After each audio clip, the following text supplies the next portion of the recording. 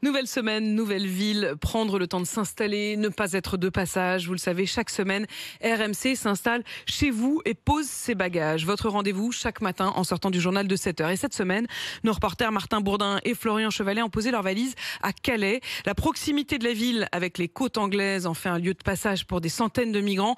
On a voulu prendre plusieurs jours pour justement comprendre comment cette ville vit avec cette réalité. Ça fait presque 5 ans, jour pour jour, que la jungle de Calais a été démantelée. Ce bidonville insalubre où s'entassaient des centaines de migrants. Depuis, est-ce que vraiment les choses ont changé? Bonjour Florian Chevalet. Florian, bonjour Apolline, on vous retrouve ce matin en direct de Calais pour RMC. Environ 3000 migrants qui attendent encore de rejoindre l'Angleterre. Tout se fait presque tout par la mer. Oui, c'est ça. Il y a encore eu beaucoup d'opérations de sauvetage en mer du Nord ce week-end. Dès la nuit de vendredi à samedi, une première embarcation signalée en difficulté au large du Touquet.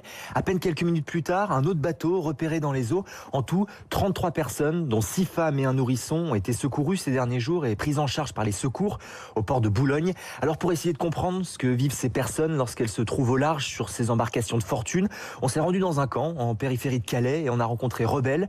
Il a 24 ans, il vient d'Éthiopie. Lui a tenté la traversée il y a 11 jours. Avec 5 autres personnes, ils sont montés dans un bateau gonflable, ils ont pris la mer, mais ça ne s'est pas vraiment passé comme prévu. À un moment, le moteur du bateau a lâché. Le GPS n'avait plus de batterie. Impossible d'utiliser nos téléphones, on n'avait pas de connexion.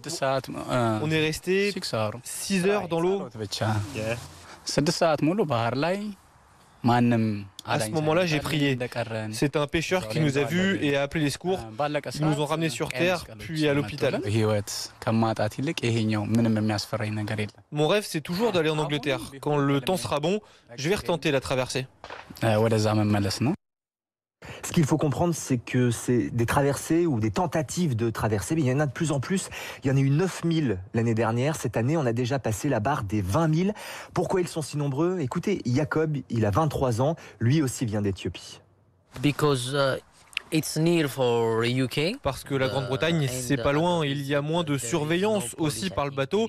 Et puis c'est ce qu'il y a de moins cher.